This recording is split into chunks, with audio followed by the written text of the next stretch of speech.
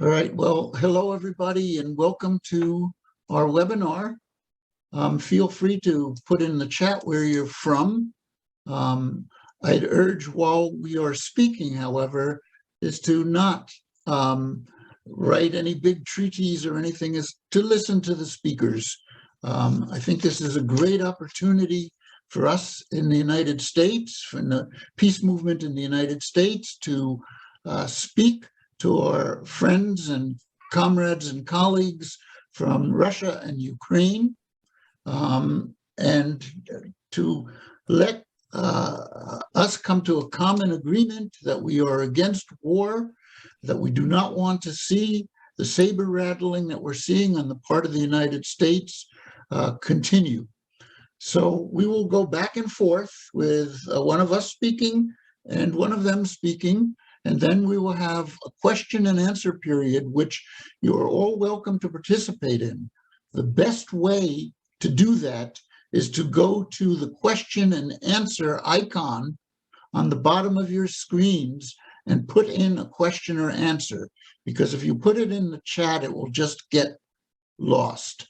So I'd urge you to do it from the question and answer icon on the screen. Before we start with our other speakers, I'm going to introduce Margaret Flowers, who many from the United States I'm sure know. Margaret is the director of Popular Resistance, which is also a member group of UNAC, and she is on the UNAC Administrative Committee. And as many of you know, yesterday we had a day of protest throughout the United States against war. And Margaret's going to report on that and a statement that we came together on in an online rally that happened. And Margaret, take the floor. Thank you so much, Joe, for inviting me to give a quick report. And thank you to our guests from Russia and Ukraine for being willing to spend time with us today. It's so important to hear from you. About a week and a half ago, 12 major national and international peace anti-war organizations in the United States came together and crafted a call to action and put that out. I guess it was actually just a week ago today that call to action went out, and very quickly people mobilized around the country. Action started actually that next day on Monday. People were in front of the White House in Washington, D.C., and several actions throughout the week. But yesterday was the major day where we had about 70 cities in more than 26 states. People came out. There were strong presences in New York City and Washington, D.C., but it really was all the way from Honolulu, Hawaii, north, south, east, and west in the United States. And so that was a very powerful day.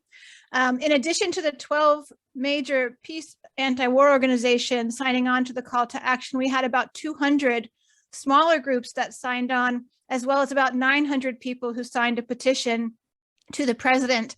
And our demands are to stop the war with Russia, stop the NATO expansion, stop sending weapons to Ukraine and the European Union, obey international laws and the United Nations Charter, resolve the current conflict appropriately within the UN Security Council, and de-escalate the threat of nuclear war. So we are united about no war with Russia. We are united about protecting the sovereignty of Ukraine and respecting that. We're united that our focus in the United States is our government, and that we have to hold our government accountable for its violations of international law. So actions are continuing to be organized. They'll be continuing through this coming week as well. So if you go to popularresistance.org, you can read the call to action and find the list of actions there and sign the petition. So thank you, Joe. Thank you so much, Margaret. Can people hear me there? I think my voice is I'm Joe Lombardo. I am, you can hear me, right? Other participants? Okay, I'm Joe Lombardo. I am the coordinator of United National Anti-War Coalition, which is a coalition in the United States made up of around 100 national, regional, and local organizations. We put together this webinar today because we thought it was important that voices from the United States, but also from Russia and Ukraine are heard in the United States. We know that the propaganda in the United States is very thick, and you don't hear anything other than the State Department's position on what is happening in Ukraine and on the Russian border now. When the media reports it in the United States, they usually say it's happening on the Ukraine border, not the Russian border. They don't mention that there are the troops on Russia, and this is what they consider aggressive. We have just in the United States come out of a war, a 20-year war with Afghanistan, and in a matter of months, again, we see the saber rattling, and this time against a major nuclear power, a very grave situation that requires all of us to put all of our efforts into stopping. Now, we are hearing in the United States from the media that there are 100,000 Russian troops on the border, on the Russian border, in Russian territory, but they don't say that. They usually say the Ukraine border. They say this is an aggressive stance and that it's going to lead to an invasion of Ukraine. Russia has denied that they have any intention of invading Ukraine. This is what they call aggression. When the troops are on the Russian side of the border, that's aggression. However, there are 300,000 US troops throughout Europe. There are around 150,000 Ukrainian troops with US advisors and modern US weapons, including recently they've received some Predator drones, weaponized drones that they have used against some of the areas in Donbass. So there are 150,000 Ukrainian troops with US advisors in and around Donbass, that is on the Russian border. But that is not said in the media.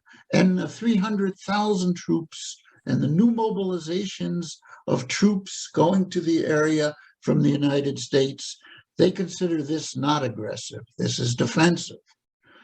The United States made a promise in 1990 when the Soviet Union was collapsing that it would not move any of NATO forces, that it would not move NATO into any country east of Germany. That is, it would not put NATO into any of the former Warsaw Pact countries, which were the allies of the Soviet Union, or into any of the former Soviet states. However, to date, they have put it in 14 of these in violation of that agreement.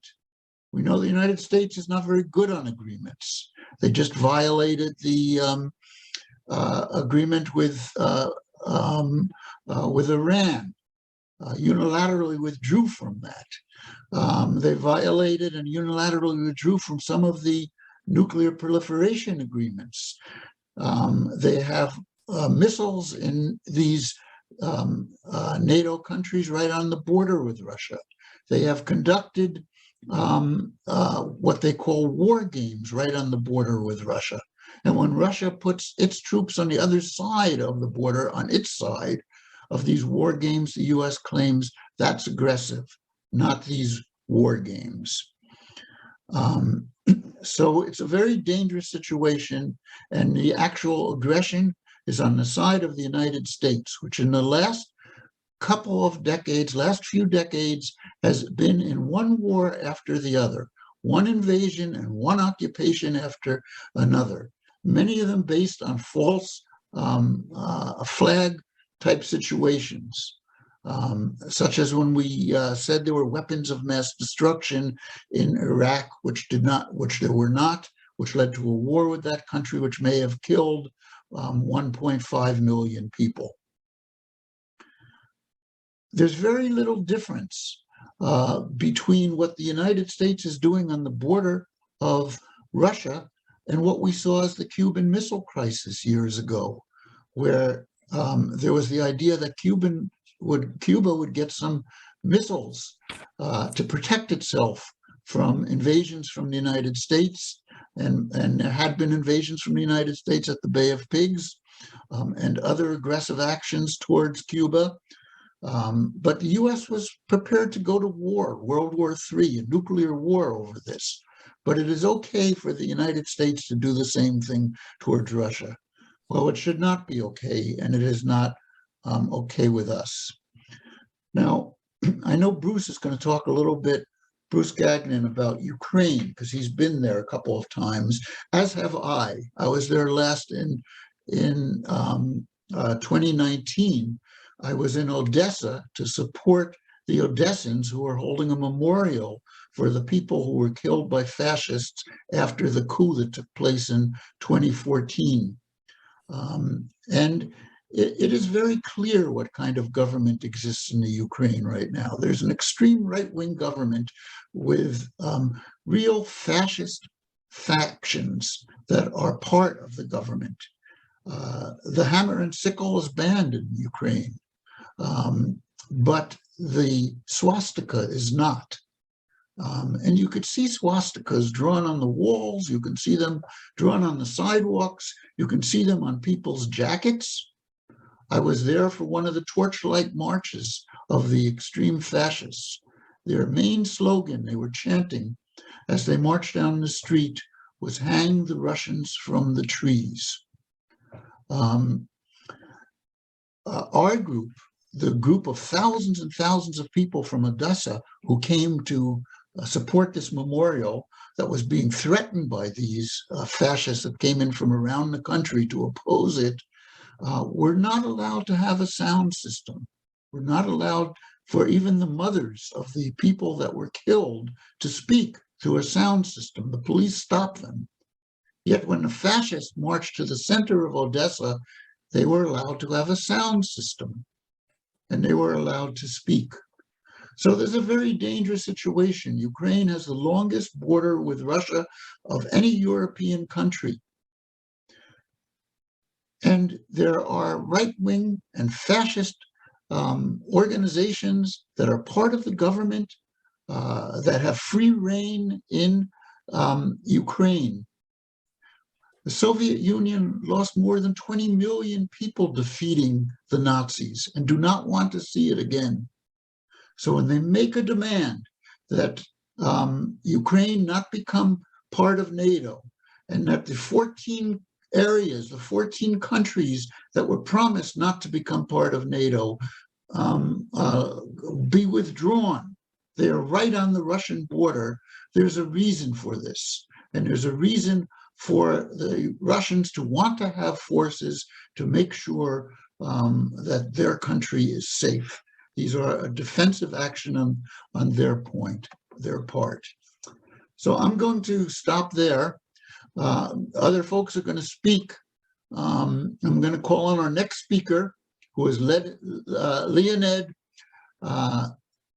Ilderkin. I hope I got that right, Leonid. Leonid is someone I speak to regularly. He organizes a group in Russia called the Red Square Club, which I am on periodically, and others throughout Europe and the United States and Russia come on, where we have discussions. So I'm going to turn the floor over to Leonid, and he'll make a presentation. After he does and the others do, we'll have questions and answers, and then we'll end with closing statements. Leonid, the floor is yours. Dear friends, thank you very much. First of all, I want to express our gratitude from not only myself personally, but also from the Union of Political Immigrants and Political Prisoners of Ukraine, which I am from. And to be short, to try to make the speech concise into the frame which is given to us, we need to understand the situation in Ukraine in the context of the capitalism development in general. capitalism has such a nature that demands profit, otherwise it doesn't exist. Profit comes largely in the case of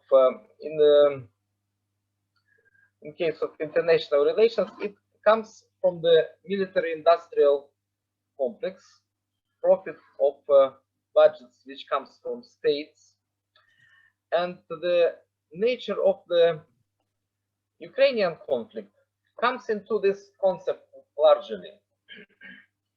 There must be some type of disturbance on earth somewhere in order for military-industrial complex to gain profit, whether it is from USA or from another countries like European Union, like this union of countries, or UK. This is one reason. Another reason is the shortage of market in the world. For instance, when it comes to the crisis of consumption, when people start to consume less, market becomes smaller, and there are so to say producers who must be driven out from there. So happened with Ukraine. Ukraine, before the coup d'etat in 2014, had very cheap products of metal and agriculture.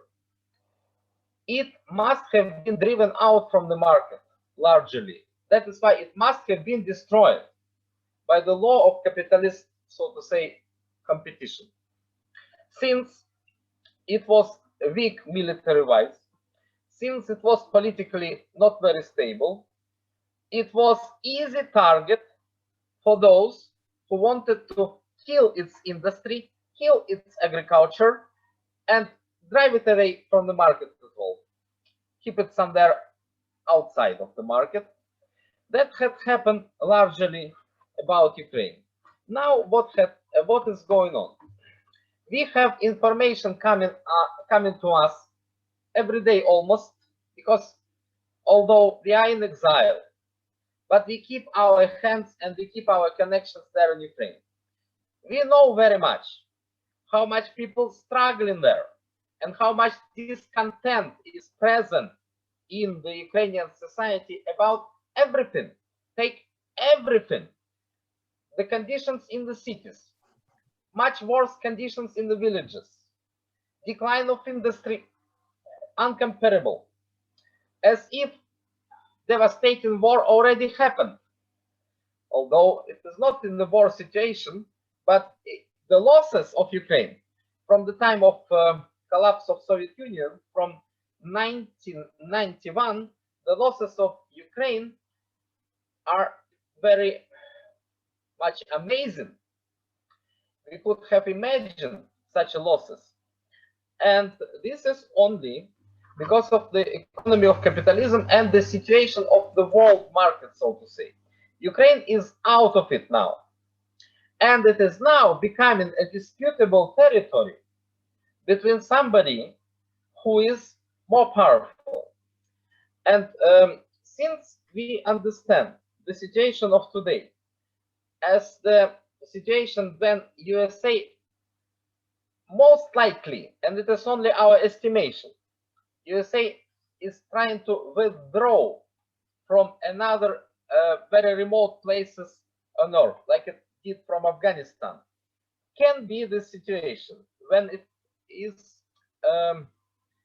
it will not have hand in Ukraine, but it will be replaced by the hands of English influence. Maybe it is not very good in English, this expression. English influence now becomes more and more in Ukraine, and together with this Turkish influence. You could see that the Prime Minister of England recently visited Kyiv. About 2 days ago, a Turkish, whoever is he, Prime Minister or President Erdogan, did visit Kyiv and had agreement of free trade zone there with Ukraine, which gives to Turkey great benefit and also kills Ukrainian economy, because Turkey has much cheaper product than Ukrainian producers. So what we can say, as an estimation, that is, maybe we are wrong very much, that both England and Turkey now having their hands heavily on Ukraine. It comes together with the English plan to make a union of 3 countries, which is UK, Poland, and Ukraine, to cut European peninsula from Baltic to Black Sea from the rest of Eurasian continent. Do not let Chinese plan of what is called Silk Way, which means railroads and roads from China stretched across the continent into the Western Europe. So they don't want to make it. They don't want to have it.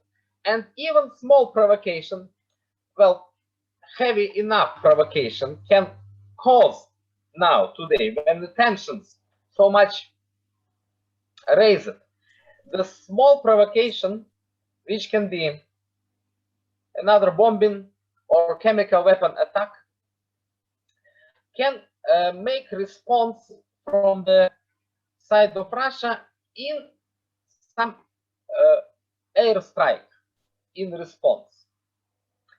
This will make all of the consequences of the plan to separate Russia from European Union completely. And we estimate that that there is not only even plan, but even desire for of Russian elites to try to hold Ukraine. They want to have it neutralized, neutral, like Austria, like Finland.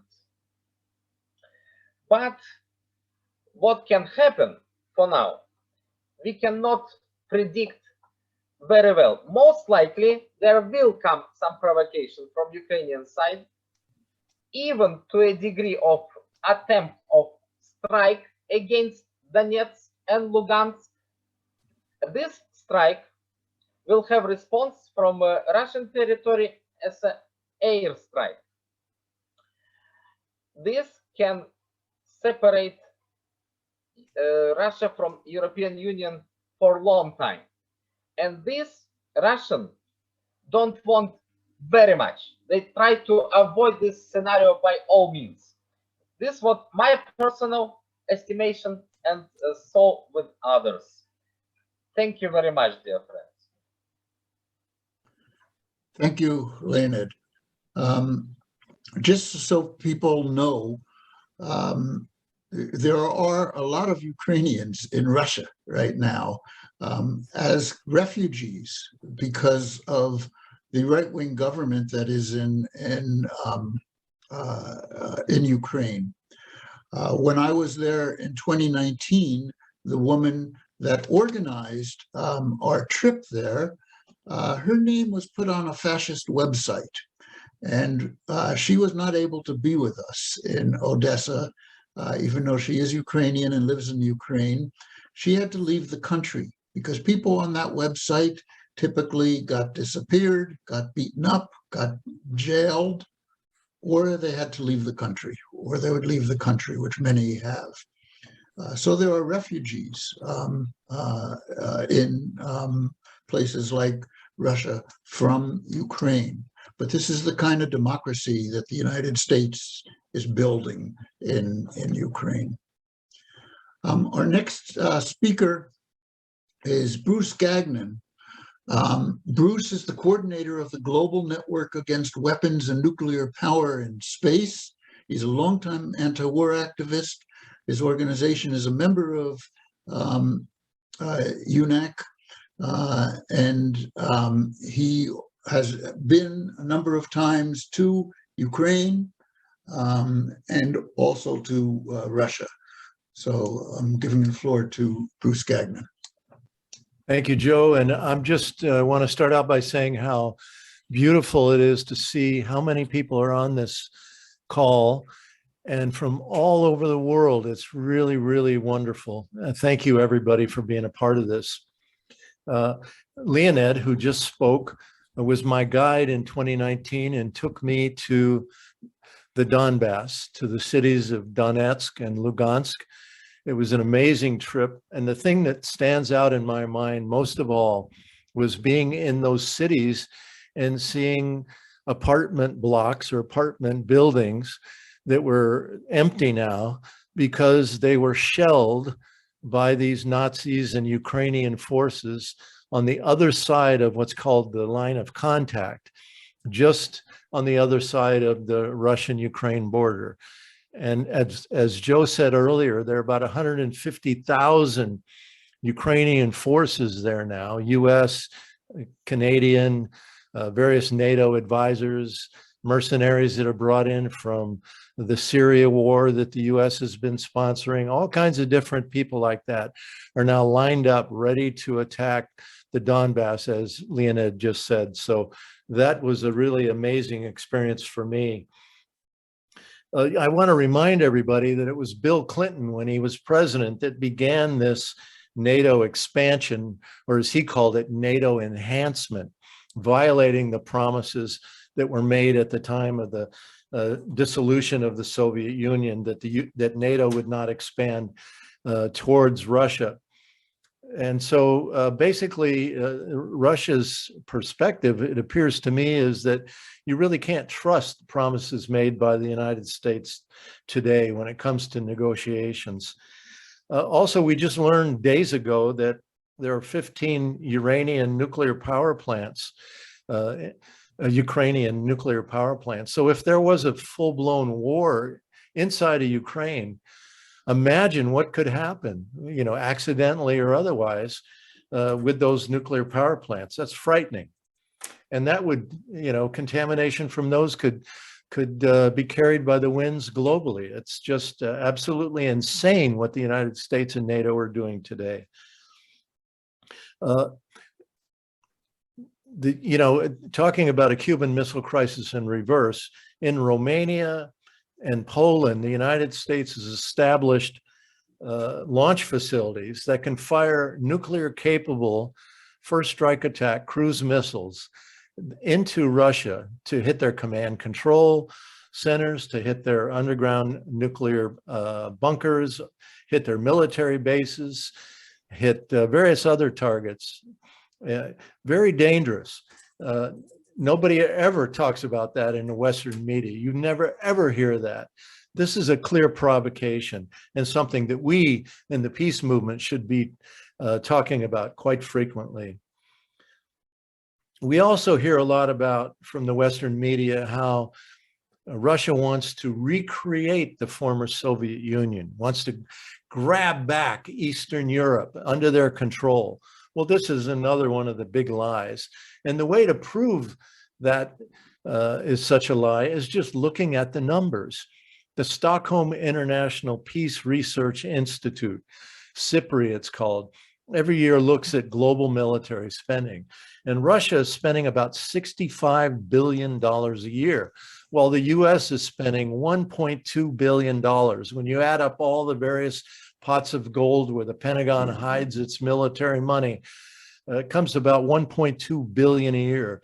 You add the NATO numbers into that, and it's well over 60% of the global total. Yeah, did I say 1.2 billion? It's 1.2 trillion. Sorry. Yeah. Thank you for that correction, folks.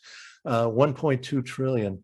So clearly, you add up the US and NATO figures, there's no way, and I don't believe Russia even wants to do that, but there's no way that they could possibly do that with that small amount of money.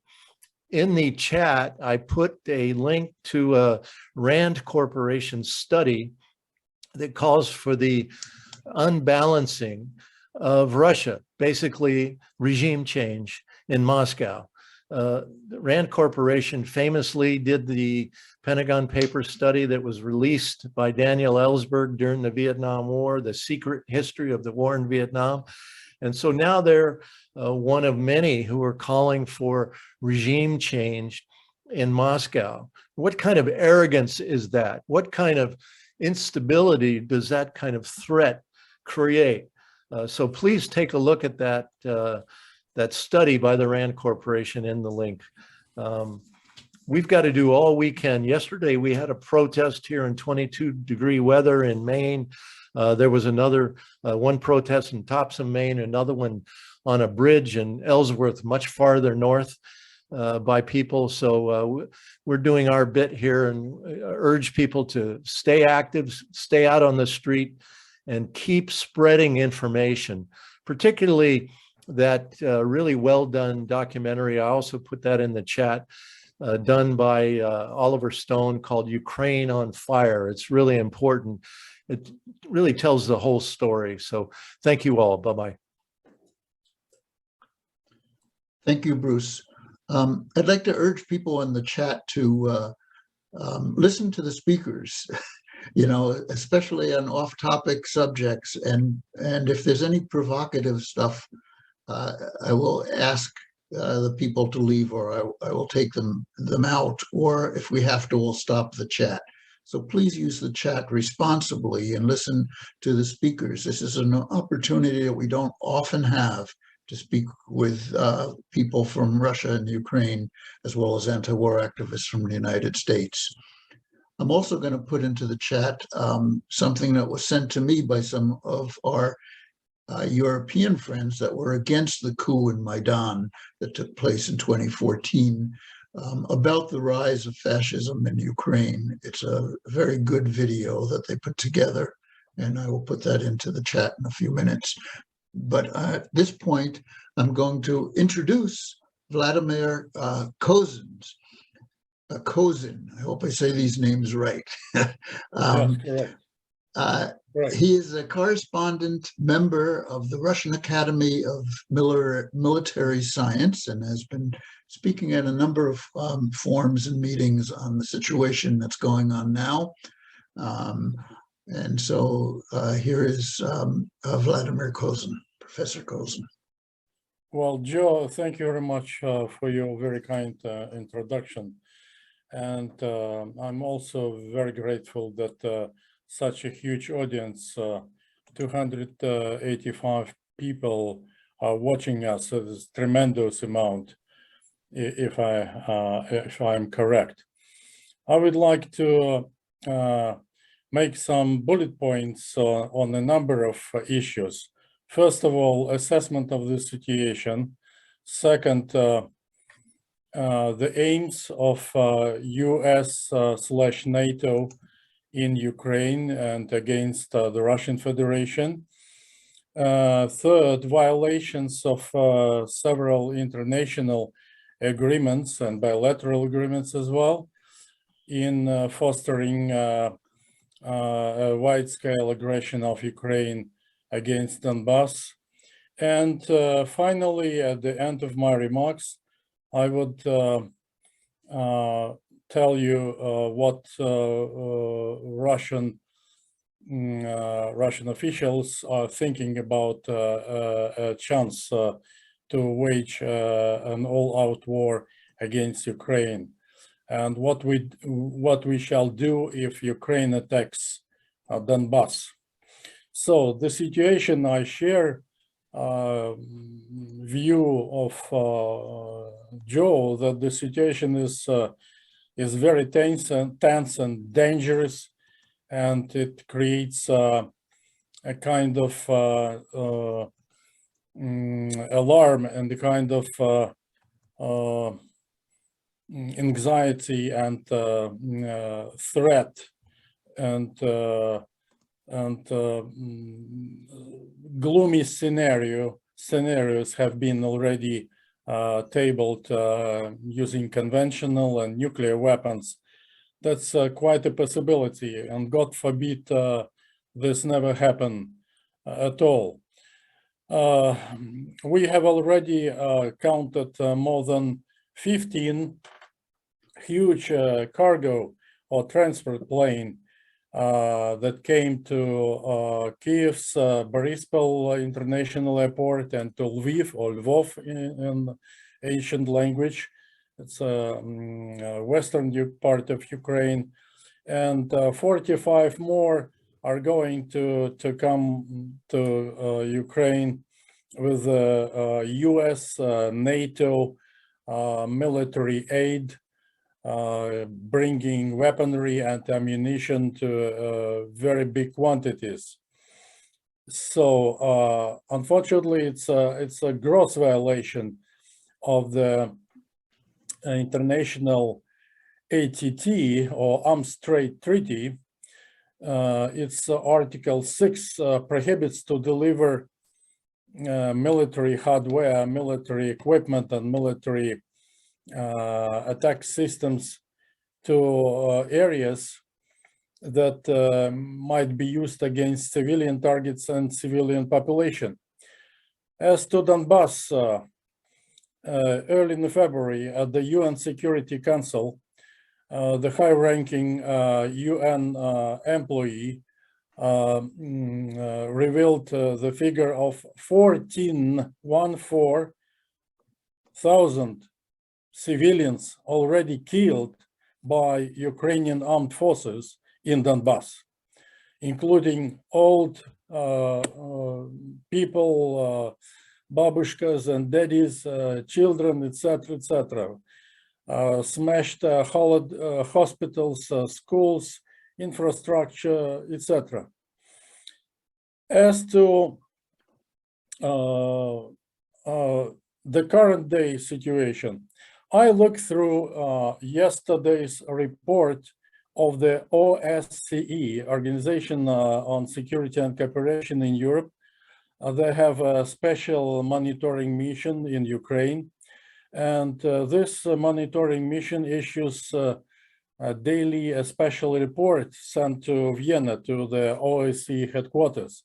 So yesterday's or February 6th report says that there were 85 ceasefire violations in Donbass, in Donetsk area, and 53 violations of ceasefire in Lugansk area in Donbass, and with 2 explosions. But unfortunately, such a huge international organizations like OSCE, in each its report, failed to identify who is the hero, who is the actor, who is culprit for all these violations of ceasefire. The answer is obvious, one and alone: Kyiv, Ukraine. As to violations of other international arrangements, Minsk Accord, it has 13 articles, clear-cut, in a clear-cut language that cannot be and not necessarily to be interpreted at all, because it's very written in a very simple sentences, understood by even small school children. But Kyiv so far has violated all of them, 13. And Article 10 prohibits to use, for example, foreigners as instructors, advisors for the Ukrainian armed forces, and to use mercenaries and other actually military gangsters on the other country's soil. As to the OSCE decision made in 1993, the OSCE in that year has issued a decision banning to send any kind of weapon to zones where conflict situations are underway. So it's clearly referred to the situation near Donbass. Yes, what will Russia do? Actually, Russia is not going to attack Ukraine, because we are #1 all over the world in terms of territory, in terms of space, land space, and water resources. Ukraine seemingly does not have any idea or desire to attack the Russian Federation or the Republic of Belarus. There are no such intentions as we understand so far. But at the same time, we noted for sure that there are several thousands Ukrainian armed forces near the Ukrainian Belarusian border, plus Ukrainian-Russian border, facing some northern provinces or oblasts of Ukraine, Chernigov, Kharkov, and Sumskaya oblast or regions. The bulk of this military army units of Ukraine has amassed around Donbass.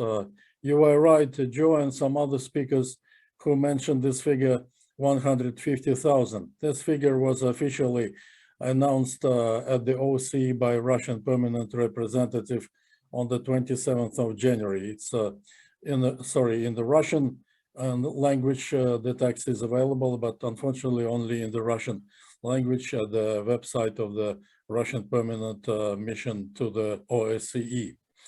So, but what will happen if Ukraine attacks Donbass? Not by sporadic ceasefire violations or using sniper fire killing civilians, but if Ukraine dares to launch a wide-scale military attack and military aggression against civilians in Donbass, surely Russia will support population of Donbass.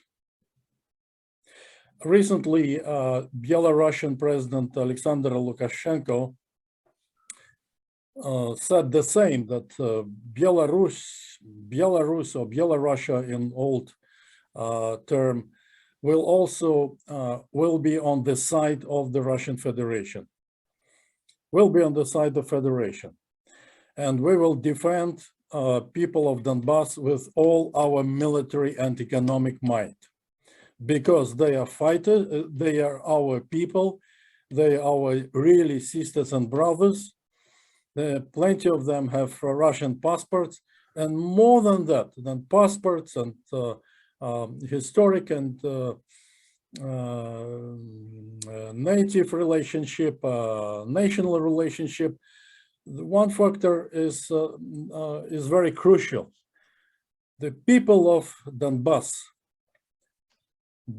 do not want to live under the roof of the Kiev ultra-nationalist regime. They do not want. They have already decided. The same with the people of the Crimean Republic, the Republic of Crimea. They also do not want to live inside the rest of Ukraine. So that factor should be taken by Kiev leaders very seriously and very soberly. What else? I think that I have finished just my remark, except two things. We have recently seen in El País, in Spanian newspaper, just an official reply of the United States of America and NATO to the Russian proposals delivered to them in mid-December last year. We examined this kind of replies, two replies. They have been printed in English. And Russian President Vladimir Putin already gave 3 negative remarks to these two responses of the USA/NATO. And Mr. Lavrov, our foreign minister, did the same. A number of experts, Russian experts, published their own comments and articles criticizing this kind of reply. a bullet point for characterizing the US and NATO reply to Russian proposals on security guarantees. It is guarantees for insecurity of the Russian Federation, the guarantees of danger to the Russian Federation. So I have already contributed a huge article, a rather big one, around 7 pages, 15,000 characters. But unfortunately, in Russian, I would try to translate it and to send it to you if you so desire. No problem. As to Cuban missile crisis, correct. It's looming. It's like the sword of Damocles over our heads, not because of threats to use nukes against the Russian Federation and the People's Republic of China. People's Republic of China has nothing to do with the situation in Ukraine or Donbass.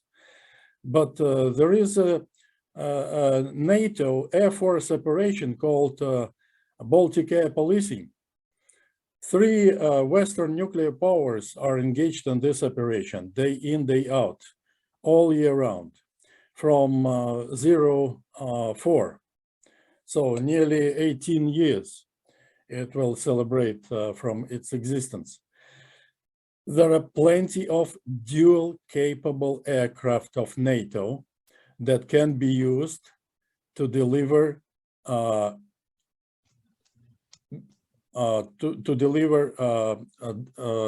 airdropped nuclear bombs by former earlier designs and newly invented design like a B6112, having maximum yield of 50 kilotons, 3 times as much as Hiroshima atomic bomb dropped in 1945.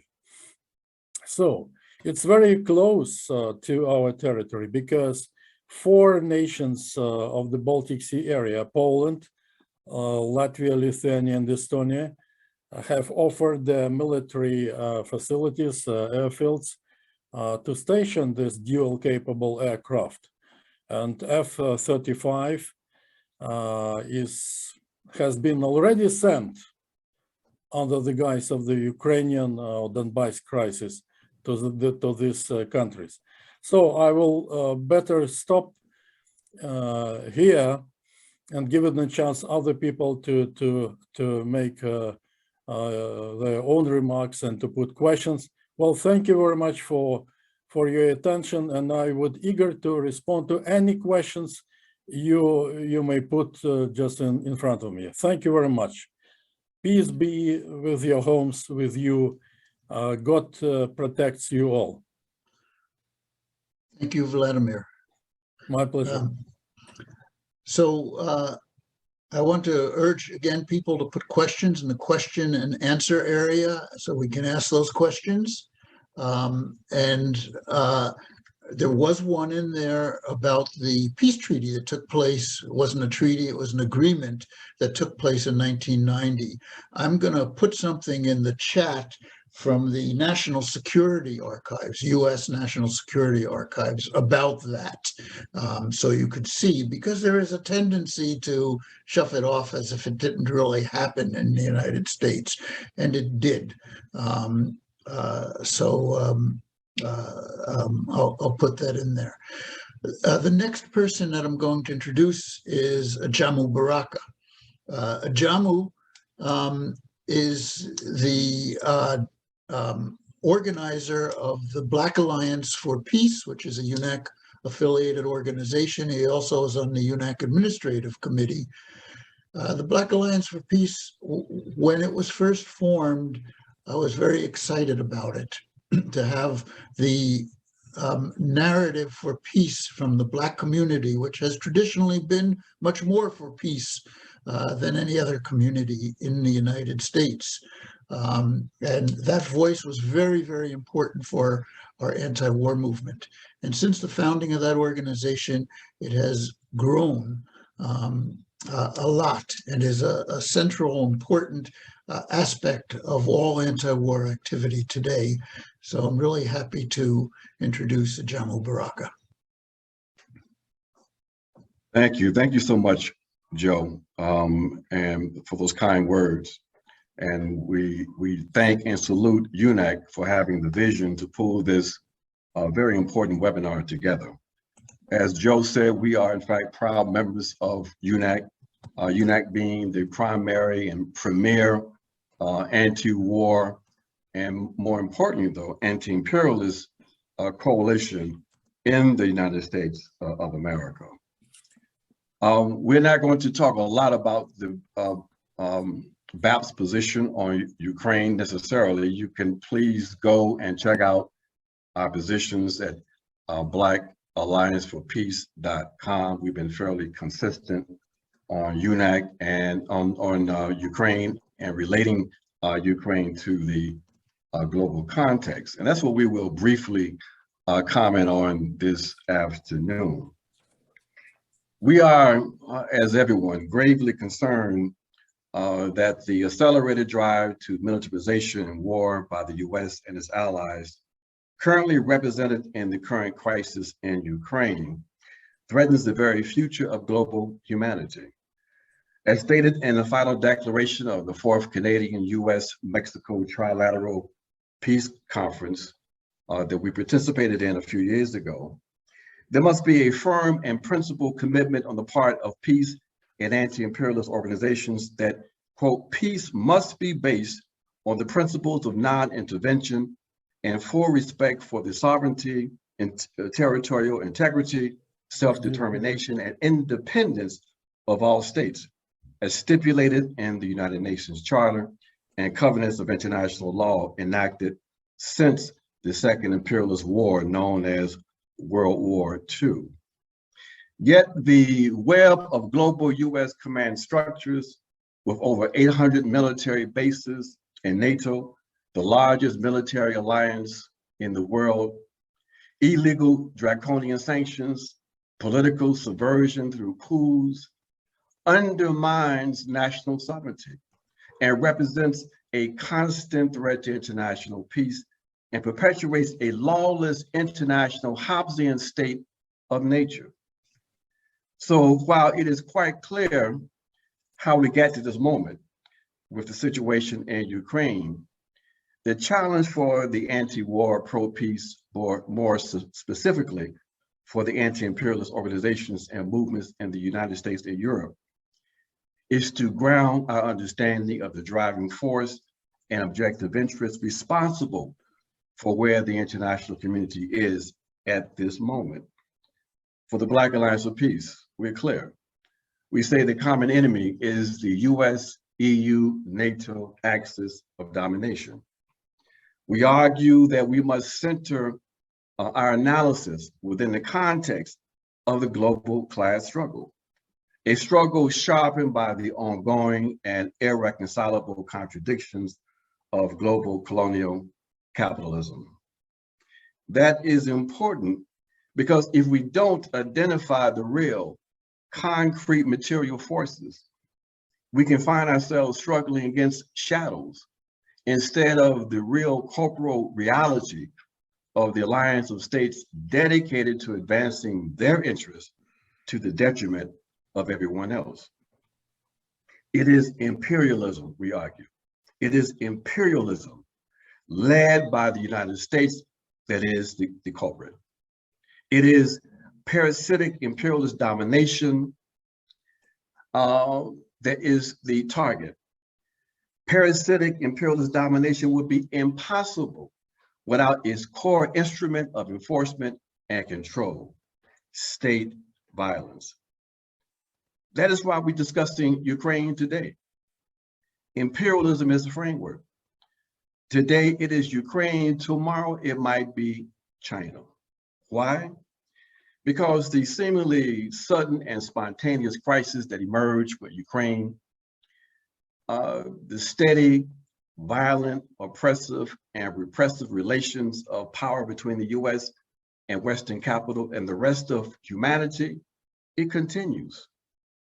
So while we are focused on Ukraine as the most immediate danger, the people of Afghanistan are starving. Bombs are still dropping in Yemen. Coups are unfolding in Africa. The US is still pivoting to Asia, and the peoples and nations of Latin America and the Caribbean are still suffocating from the predatory weight of the US hegemon. While we remind ourselves that the full doctrine of full spectrum dominance animates US foreign policies, when we do that, my friends, we will disabuse ourselves of any illusions on what our historic task must be. The drive for dominance has always been fueled by one objective: to position US capitalist interests to be able to more effectively plunder the labor and resources of the peoples and nations of the world. Is that not why we're here? Is that not what is in play in Eastern Europe? Is it not capitalist competition and the geostrategic implications that is driving events? Can't we understand Ukraine, the role of NATO and the US, without understanding the economic interests involved with Nord Stream 2 and the Eurasian Economic Union, and even the Belt and Road Initiative? Was it a surprise that after being pushed out of Afghanistan, a crisis would emerge in Kazakhstan as the US is desperately trying to reposition itself in Central Asia? That is why nothing short of the defeat of imperialism must be seen as our task. So as I close, my friends, let's rededicate ourselves to what we know has to happen. We must build powerful international people's movements. There, in fact, is progress coming from the bottom up, coming from the people. There is a global movement to make the possession and use of nuclear weapons illegal. There's an international treaty that states are signing, but there's pressure coming from the people on states to sign this prohibition against the possession of nuclear weapons. There's growing opposition to NATO. We consider NATO to be a white supremacist structure used as an aggressive force to perpetuate and advance white supremacy. There's a growing understanding that in fact NATO plays that role, and there's growing opposition to it. There is an international campaign that we need to intensify to close US and NATO bases and to shut down the US global command structures. There are the demands on the part of the people to make their regions zones of peace so that nations and peoples can develop in peace without war. There's growing support for the international treaty to ban weapons. There is all of this movement that's happening on the part of the people demanding democracy and human rights and a prohibition against war and conflict. So my friends, while the white supremacist, colonial capitalist, patriarchal ruling classes of the US and Europe are clear, even if we are not sometimes, their war and repression must be used with maximum efficiency to maintain hegemony. That is their understanding. Therefore, we can have no illusions. We must fight back and we must win. Every mobilization against illegal sanctions, subversion in Venezuela, Nicaragua, and Cuba, the global US command structures and bases, mass incarceration in the United States, police killings, the murder of Palestinians, and the continued capitalist assault on Mother Earth has to be seen as part of our efforts to defeat the colonial capitalist order, to fight imperialism. And the way we do that is that we turn imperialist wars into wars against imperialism.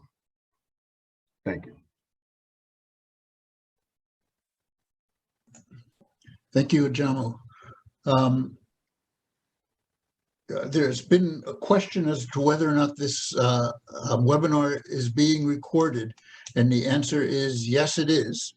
And you could also see the recording, which is live streaming right now on the UNAC's Facebook page, United National Anti-War Coalition, but there'll be a clearer copy that will be put on YouTube probably later today.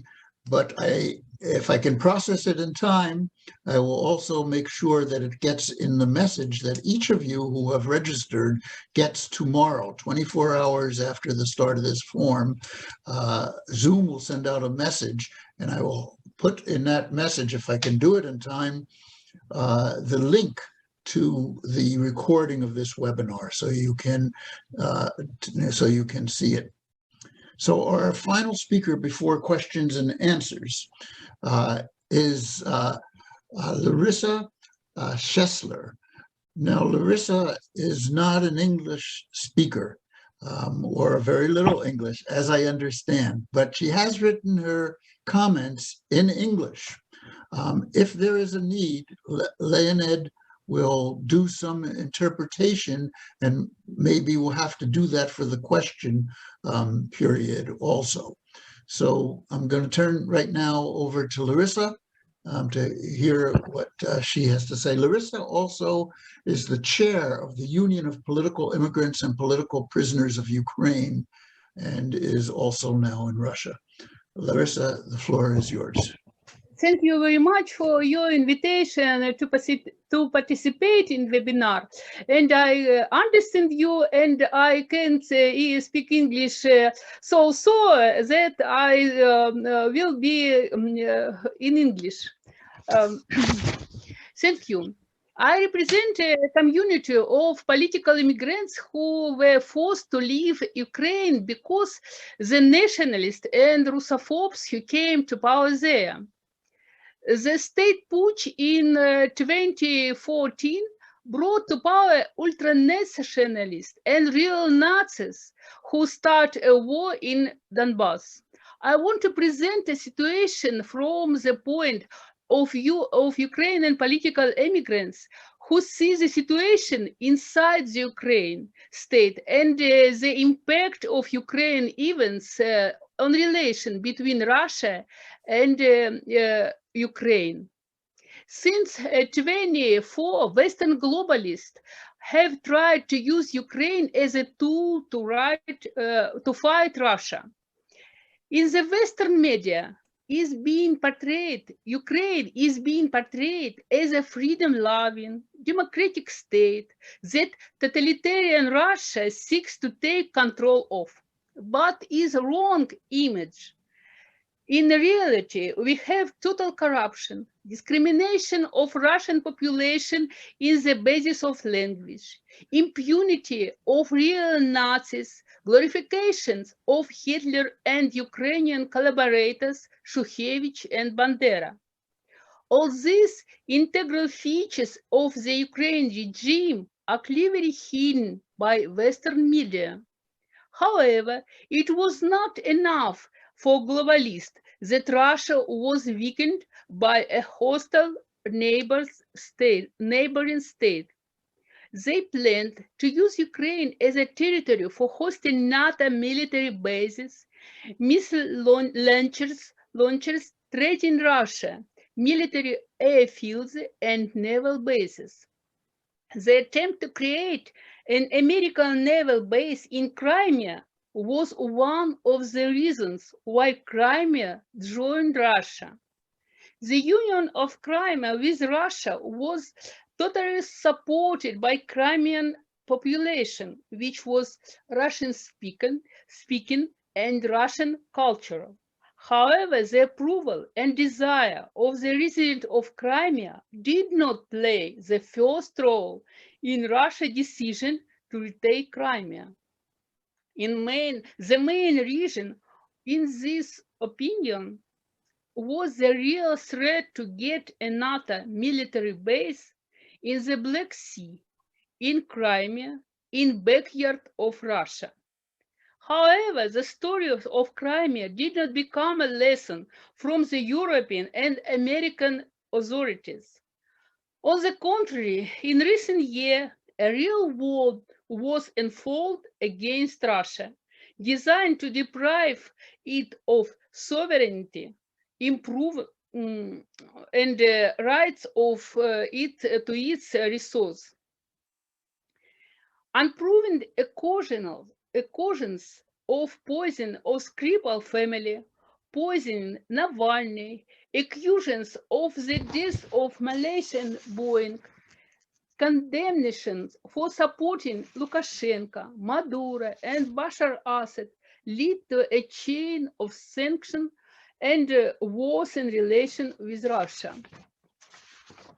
But the attempt to force Russia to admit these accusations leads to the opposite result. And now Russia is putting up counter demands which are highly rigid and impossible to accomplish. However, we are well aware that this position of Russia is just a response at an attempt to politically withdraw Russia from the circle of geopolitical players.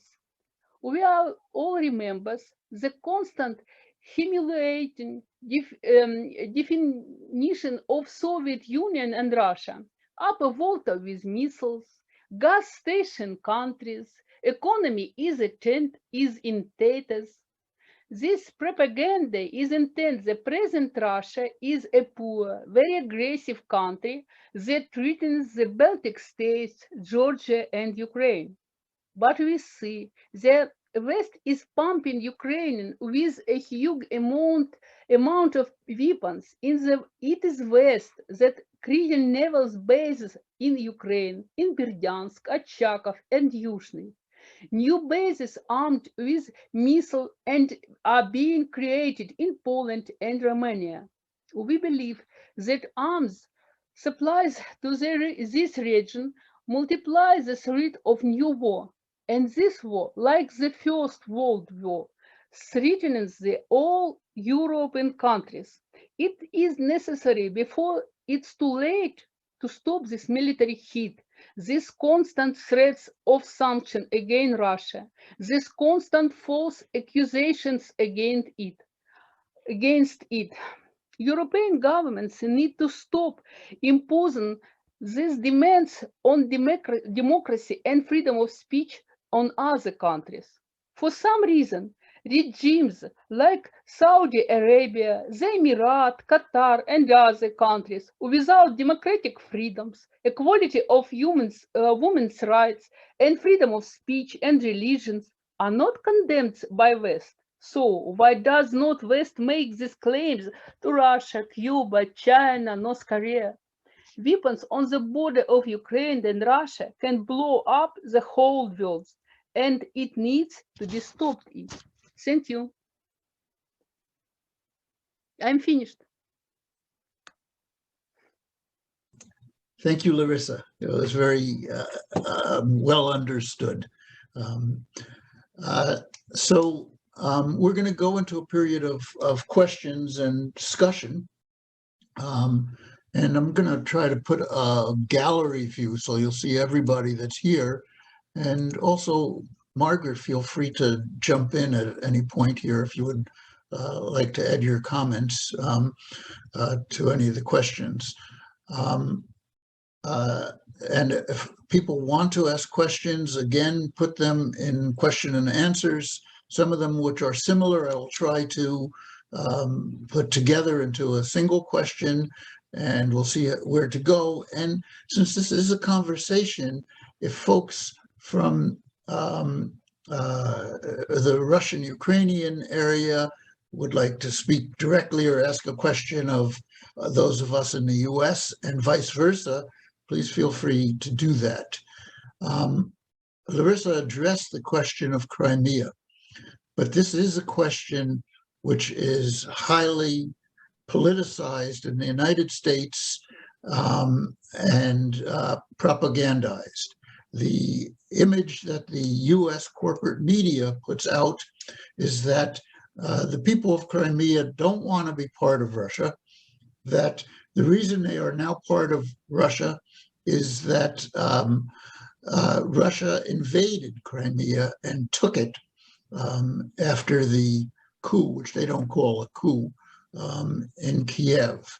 I wonder, especially if any of the Ukrainian and Russian guests have any further thoughts on that, or can say anything more about that, but also for any of us from the US that would like to make a comment on that, especially Bruce, who has been there. Would anybody like to speak about that? Yes, go on, Professor. You're muted. I'm sorry. You need to unmute yourself. Okay. So, okay. Thank you. Crimea is immortal, Russian land. We have taken it after waging 13 wars with Ottoman Turkey. And the last war was in the 18th century. So in 1783, Catherine the Great proclaimed the territory of Crimean Peninsula as a part of Russian Empire. So Crimea just entered the Union of the Soviet Socialist Republics, the Soviet Union, when it was established. But unfortunately, in 1954, Soviet Premier Nikita Khrushchev voluntarily, without any decision, proper decision, legal decision, gave this Crimean Peninsula with all assets and population without the will of the Crimeans to Ukraine. The act was illegal because the decision was taken not by the Supreme Soviet of the USSR, the federal huge parliament, but the presidium of the Supreme Soviet of the USSR, a body with limited authority and functions. In 2014 and before that, when Crimeans have seen that the neo-Nazis have got power in Kiev and the rest of Ukraine, decided better not to live in such a failed country called Ukraine.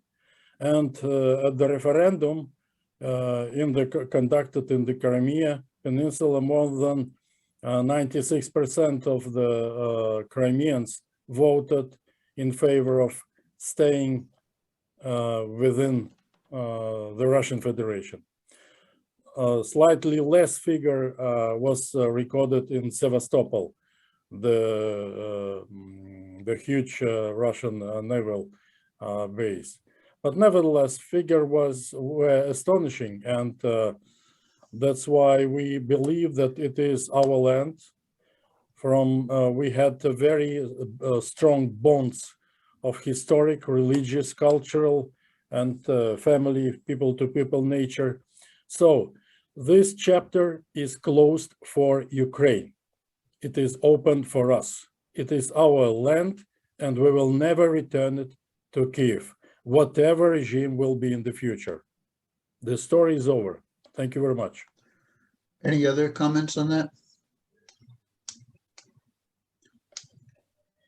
Dear friends, let me translate for Larissa Schestler for a second. Leonid, sorry, Leonid. Be so kind. We have not enough time. We have not answered questions. There are too many. Could you please be so kind to interpret whatever I told and other people told later on to Larissa, because she is from your organization. It's not a problem. Be so kind. And I would like to answer a question that could be addressed to me as well, instead of translation. Okay, go on. What to do to diffuse the situation near Donbass? A, Alpha. in terms of Kiev, Kiev should tear off master plan prepared by the General Staff of the Ukrainian Armed Forces to conquer Donbass and to kill its inhabitants, to grab only the land, people they don't want to get. Second, Kiev should stop getting military hardware from NATO member states. He should send back all military instructors to Canada, to the United Kingdom, to the United States, to their beloved countries. And Kiev should recognize independence of Donetsk and Donbass, People's Republic, for good, forever. B, or Bravo, as to NATO, NATO should do the same. Stop sending lethal arms to Kiev regime. Stop inciting Kiev to wage huge military warfare against the people of Donbass. NATO should also forget the desire to invite Kiev into NATO ranks, because it will be a mortal threat to the Russian Federation. That is the main reason. Thank you very much. I have replied.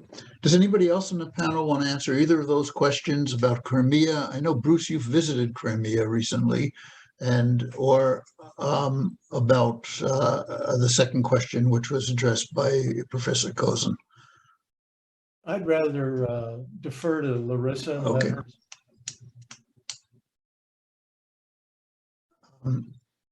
Leonid, do you have any comment? Лариса Ильина, вопрос возник по Крыму. Что мы можем сказать? Ну, вкратце.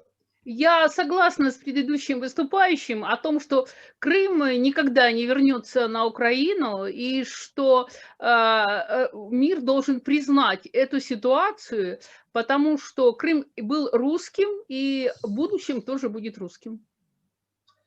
We are very much agree with the previous speaker, Professor Vladimir Petrovich Kozin, that Crimea will stay in Russia, since at first it is the will of population of Crimea, and it will stay Russian forever, as long as possible to imagine. Thank you. All right, let's do a follow-up on what Professor Kozin just said. What if the United States does not agree, and NATO does not agree to the conditions laid down by Russia, and they push for Ukraine to enter NATO? They refuse to pull back their troops and weapons from the Russian border in a number of areas and continue their aggressive posture. What will be the result? And a follow-up to that is, what if the aim here is really to gain back Donbass? Now, Zelensky has said, the president, that he intends to gain back Donbass and intends to gain back Crimea. What if forces actually do go into those areas? What will Russia do? And a third aspect of that is, in the United States, they started floating around this idea of a false flag incident, where they will claim that there will be an incident where Ukrainian troops will fire on Russian troops or go into the Donbass, and or that Russia will claim that this happened, and it will not really happen, but it will be a false flag, meaning that it will create a fake incident for Russia to actually attack. What are your thoughts on those things? And anybody else also jump in here. Who would like to comment? Okay, Ajamu, go on. I think on that first question about what Russia would do or anyone else, I think that question should be, it could be addressed, but I think the main target of that question should be to the movement. What will the movement do? What should be the response from international civil society? This goes beyond just the movements and interests of these various states, but these are activities that threaten global stability and, in fact, global humanity because of their possible consequences. So we need to begin to think in different terms. It's not about this movement seeing itself as sort of in objective terms, but we have to see and understand the potential agency that we have to impact these questions. On the issue of Donbass, it's quite clear that part of the reason why we have the crisis that has intensified is because, and we were tracking this from the very beginning when the Biden administration came into power. By March, it was quite clear that they were agitating the Ukrainian coup government to consider taking back the eastern portion of Ukraine by force. That is, they were encouraging them to attack what was or used to be their own people. The very same condemnation they made against Assad in Syria. But people say, well, it was the independence movement and the Russians that split Ukraine. No, we say it was the Ukrainians, the Ukrainian coup government, and the US that carved off eastern Ukraine through a process of categorical conversion. They changed their national identity from Ukrainians to pro-Russian separatists, which meant basically anything could be done to them. So the issue with the Ukraine today is the consequence of this naive belief that they're going to be able, Ukrainians are going to be able to take back eastern Ukraine to squash the independence desire on the part of the people of that territory. We should, as the movement, not get into the weeds necessarily with all of these various issues, from Crimea to even eastern Ukraine, but to articulate instead the broad concepts and positions we should take as a movement. One, we support the notion of self-determination, that this issue has to be addressed and solved by the people involved in this struggle. That we should reject any role on the part of the US and NATO in this situation. What gives the US and NATO any right to be the final arbiters on this? If this in fact represents a true threat to international peace, it should be shifted then to another body, or the body that's primarily responsible for that, which is the Security Council. Okay. Third, we've got to support the notion that the people in that territory, in eastern Ukraine, have a right to determine their future. So these are some of the I think main issues we have to deal with when we talk about this Ukrainian situation. And I'm not interested myself necessarily in all of the drama and intrigue around false flags and all of that. That let's keep this at another higher level of analysis. Over. Any other discussion on that? Yeah. Okay, I see Professor Kozin. Anybody else? Okay. Go on, Professor. Okay, thank you very much. Oh, Joe, thank you very much for your 3 questions or 3 sub-questions. They are true to life and straightforward, and that's why I have to respond also straightforwardly to them. First, if the USA and the rest of NATO will put Russia in a very awkward position in terms of our national security. In response, we will put the United States government, not people, the government, and NATO countries at the same awkward position in terms of their security. Their security will be endangered. We have enough military might and high-tech military capabilities to be in the lead. Second, Donbass. You know, our parliament is, due to coronavirus, is having some rest. It will be in session, the session will be resumed on the 14th of February, in a week time. Before that, the leading ruling party in the State Duma proposed to send necessary military equipment from the Russian Federation to the people of Donbass. And the majority of Russian people, except some minorities like pro-Western people, is in favor of supporting this kind of notion, because Donbass desperately needs a specific types of weapon they do not have so far. Donbass should be recognized when my personal view is immediately if Ukraine starts an all-out war against people of Donbass. We have been waiting for 8 years, 8 long years. I quoted 95 violations in Donetsk yesterday, February 5th.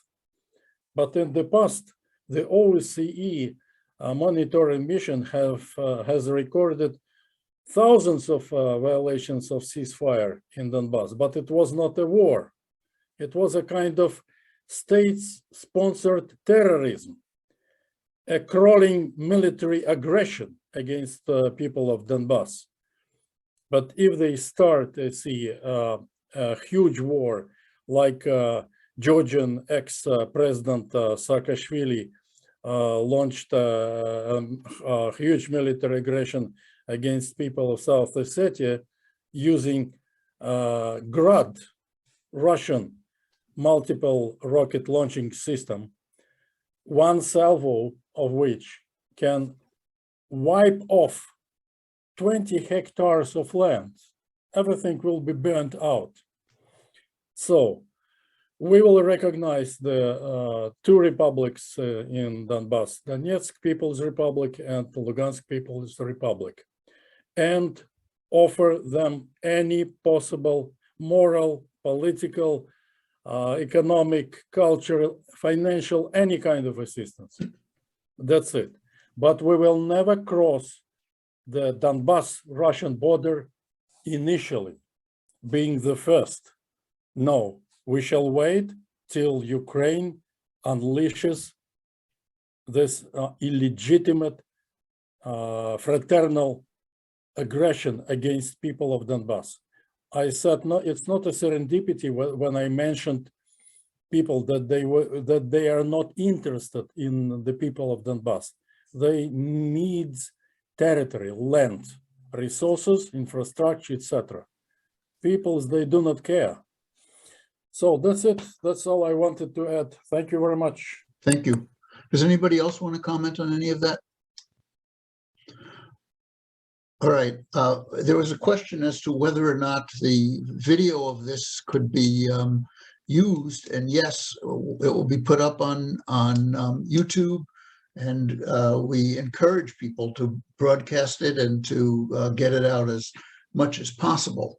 Hopefully we can get it out very broadly, because it is not often that people in the United States hear views that we are hearing here today. Joe, yes. Excuse me, I have forgotten to respond to your third, the last question concerning on the alien flag, on the false flag. Yes, we know, just there are two scenarios already engineered by CIA and Ukrainian national CIA. First, to use chemicals and to stage chemical attack in Donbass. And the second one is to change military attire for the Russian soldiers and create a cluster of people pleading to Kiev, takes us back to our beloved Ukraine. But look, guys, for the last nearly 8 years, 1.5 million people from Donbass left Donbass for other countries and for the rest of Ukraine, for the big Ukraine. Half of them have already returned to Donbass because people were dissatisfied with what is happening in the rest of Ukraine, in the continental Ukraine. Soaring prices, poor pensions and wages, gangsterism in the street, a lot of weaponry, sidearms, illegally going out throughout the Ukraine. So, thank you. I stop here. Thank you. I just want to solidarize UNAC with the position that Ajamu gave also, that UNAC doesn't take positions on what should happen in any country that the US is attacking. That is up for the people of that country to decide. That's called self-determination. We here in the belly of the beast, to use a phrase from Che Guevara, oppose our own government's war efforts. And it should be clear that it is the US government that has been the aggressor in just about every case around the world. We have military in about 172 countries of the world. The US has about 20 times the number of foreign military bases as all other countries in the world combined. And we have seen from Iraq to Syria to Afghanistan to Yemen to coups throughout Latin America, coups throughout Africa, sanctions. We have seen the United States attack one country after another. So the job of our peace movement is to stay the hand of our own government, not to take positions on any other particular government. All right, I think the best thing to do at this point, there are a ton of other questions. There's 74 questions in there. Some of them are combined, some of them aren't questions. First of all, one question from Ann Wright, very important person in our movement. Ann Wright was a former Pentagon official and was actually ambassador to either Mongolia or out of Mongolia, I don't know, but quit her post after the US invaded Iraq and has become a leader of the US anti-war movement after that. Her question was a simple one. She wanted to get some of the chat from the chat, and she tried to ask me to do that, but I can't figure out how to do that, or if there's a way.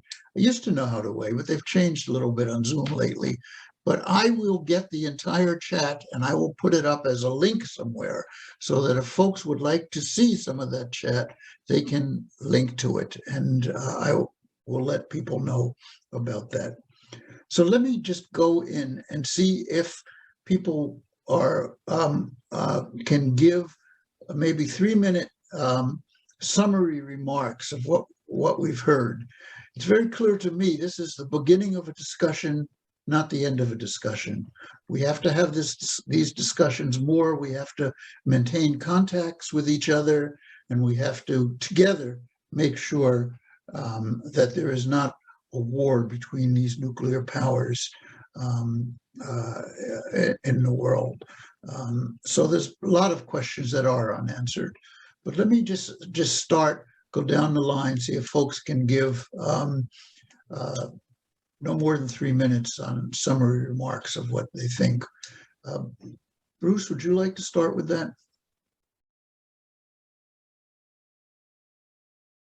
Well, I would say the most important thing right now is for people to continue sharing information with our friends, our families, our neighbors as widely as possible, because it's obvious that the demonization of Putin and Russia is thick in the minds of the American people. And we're not going anywhere as a country or as a peace movement unless we deal with that factor.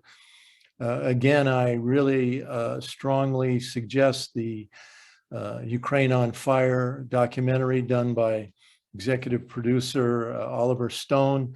It highlights from the beginning to the end of this story very well. We need to get that into the hands of more and more people all the time.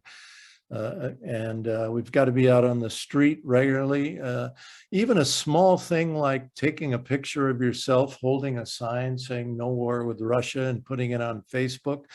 If everybody on this call did that, it would be seen by thousands and thousands of people. And so, you know, there are many, many things that we can all do to move this along.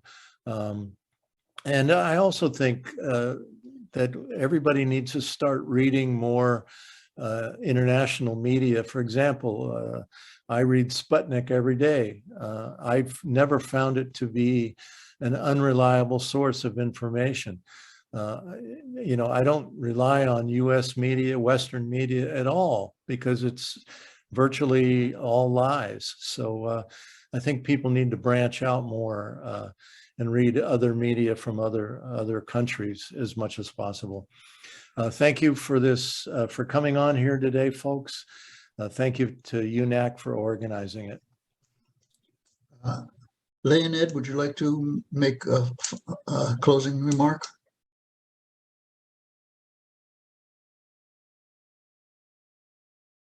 You need to get, okay, there you go. Friends, first of all, we need to be very grateful for all this collective effort of our friends who we know from before, and for somebody who we don't know yet, but acquainted. Fortunately, tonight, it's night here. I'm sorry, it's day in your time, in your place. Our first wish is to make our meetings like the one of today more or less regular, maybe once in a month. I remember Joy Lombardo once said in meeting of our Red Square Club, which is called abroad also Molotov Club. There is a reason for it. It was a proposal of such name from Finland. But in any case, there was proposal from Joy Lombardo to make educational type of meetings or videos about Ukrainian situation, what it is, because it looks sometimes very strange.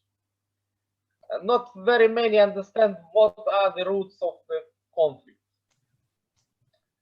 I might say the roots of today's conflict, which brings the world again to the edge of self-destruction.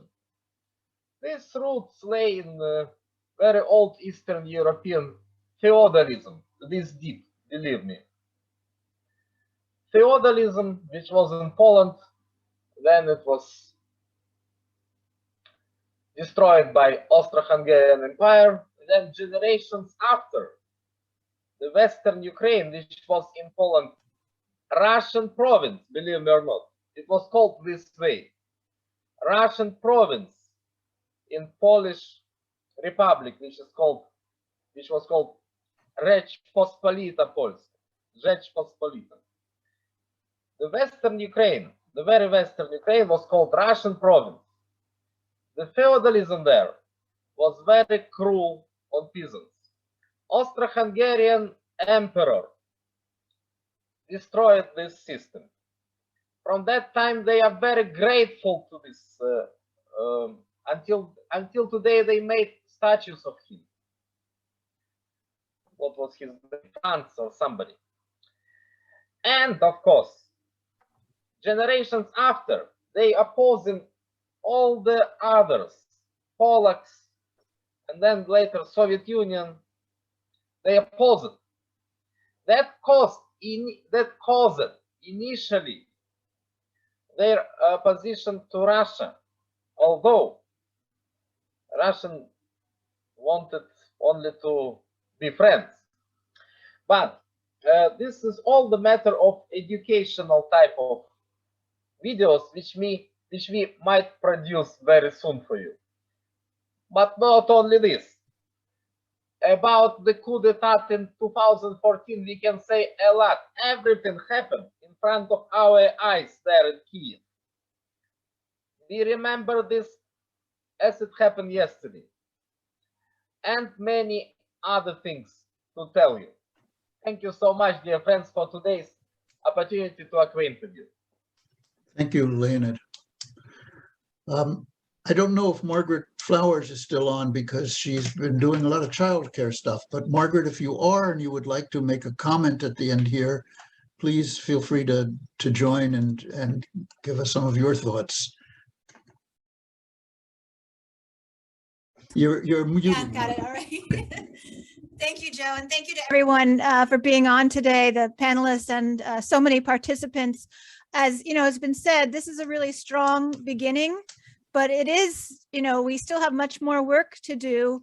We need to continue to organize actions and to put pressure on our government to de-escalate and stop this aggression.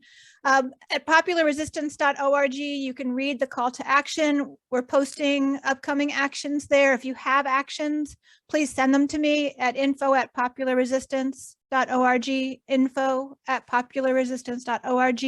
I've neglected to mention the online rally that we did yesterday in my opening comments. We had about 200 people that attended that, and that will be posted on YouTube hopefully later today. It is also already on our Facebook page at Popular Resistance. We're united here in our opposition to war and imperialism, and we've got a good, strong start. It's been a short period of time that we came together in this way, and already we're doing well. So let's up the pressure. Thank you. Larissa, would you like to make any comment? Are you able to? Leonid, can you help ask? I think, thank you very much. I want to take a little picture. A few days ago in Ukraine, one person was sentenced to 5 years in prison. What is his fault? He put the portraits of Lenin and Stalin in social networks. It is a criminal offense in the Ukraine. I want to show the real face of the Ukrainian authorities. Thank you for your invitation, and I think it's a good beginning. I hope it will be continued. Thank you. Thank you. Jamal, do you have any final remarks?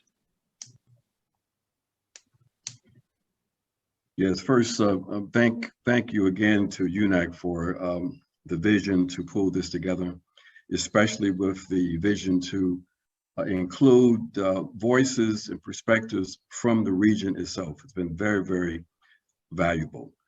For those of us outside of the region, and specifically for those of us in the US, the challenge that we have, as we laid out in our talk, is to continue to build an anti-imperialist movement. As we said, today we are concerned with Ukraine. Tomorrow it's going to be China. We know it's already Iran. We know the people are suffering in Yemen. We know that the coups are expanding in Africa, and that the designs that the US imperialists have on Latin America, the Caribbean, are only deepening. So the struggle that we have to wage is a continuous struggle. So we have the responsibility in the US to try to figure out, how do we make this issue of peace an issue that's part of mainstream discourse to the extent that we can. How do we do that? Perhaps maybe we try to figure out how we can inject this into the conversations around the upcoming elections, for example. We need to also, folks, delegitimize NATO. We can't allow NATO to continue to have any kind of prestige in the United States. Don't be afraid of critiquing and demanding for this backward white supremacist militarist anachronism called NATO to be dismantled. You know, that's our position. Those of us who are at the receiving end of NATO, that's our positions. Stand in solidarity with the people of the global South and demand that this structure is swept to the dustbins of history. Connect the issues, folks. Stay involved. Be ready for the next mobilizations because they're coming, because these folks are desperate and they're committed to violence to maintain their global hegemony. Please get more information, follow and join UNAC if you're so inclined. If you are inclined also, please go to the website of the Black Alliance for Peace. We follow all of these issues and provide up-to-date information on issues from across the planet. Another source of timely information, of course, is Popular Resistance. Please check out that website. And of course, some of us on this call are also editors and writers for another cutting edge publication, the Black Agenda Report. So go to blackagendareport.com to get the latest perspectives, information from a radical and Black revolutionary perspective. Thank you so much, and thank everybody for attending. Yeah, I'd like to second that. Thank everybody for attending and thank our speakers. I'd also urge you, as Jamal said, to go to unacpeace.org, which is our website, and there is a join there. Your organization can join UNAC. It's with unity that we can do everything that we need to do. We developed a unity within 1 week to put out demonstrations in more than 40 cities, as Margaret said. Yesterday there was demonstrations in more than 40 cities, but you didn't see a word of it in the US media. If 20 people come out in Venezuela against the government, it will be all over the front pages, but you don't see anything here. So we have to stay together. We have to continue to work together, and we have to make more connections with our folks and our friends overseas. As Jamal said, we have to end NATO. NATO is going to have another meeting in June in Madrid. I will be there to protest along with others. I invite our Ukrainian and Russian friends to join us, to come on the platform against NATO with countries all around the world, especially European countries that are fighting against NATO in their own countries. In the United States, we hope to do demonstrations for those that can't go because we don't know how the COVID virus will affect these meetings. But we will have these demonstrations as NATO meets in Madrid. You might remember when NATO was in Chicago in 2012, we held the largest demonstration against NATO that has happened anywhere ever that year, which UNAC played a leadership role in organizing. So I see Professor Kozin's hand up. I'm going to allow him to have the last word, and then we're going to log off. Yes, because I have also used just a couple of minutes. Well, first of all, I'm very much impressed what Margaret Flowers told us. It's tremendous figures testifying the activism and dedication of rank and file Americans and other people of other states and other nations. So I wish I could be with you, my dear friends, but problems with the coronavirus, COVID-19, still prevents us to sit together, you see, tete-a-tete. As I would ready to sign any kind of petition urging US senators and House representatives official and namely President of the United States Mr. Joseph Biden, to stop inciting Kiev regime to conquer Donbass and to kill more and more innocent civilians there. I would also sign any kind of petition urging the UN Security Council that will be in session very soon. As I remember, on the 17th or 18th of February, it depends on the time, Moscow or Eastern Pacific time, also to stop this kind of building up of weapons, arms and ammunition to be used against armless people. They do not deserve it. And I'm also very grateful for Joe, for other speakers, for very profound thoughts and suggestions and proposals to intensify our struggle against wars, against potential use of nuclear weapons, and for potential militarization of outer space that has already started. Well, thank you very much indeed. God bless you all. Take care and try to keep strong militarily in a good, positive way of this, and emotionally and physically and mentally. Thank you. Thanks, everybody. We'll see you all. Stay strong. Keep up the fight. We can win a world of peace if we all do it together. Thank you.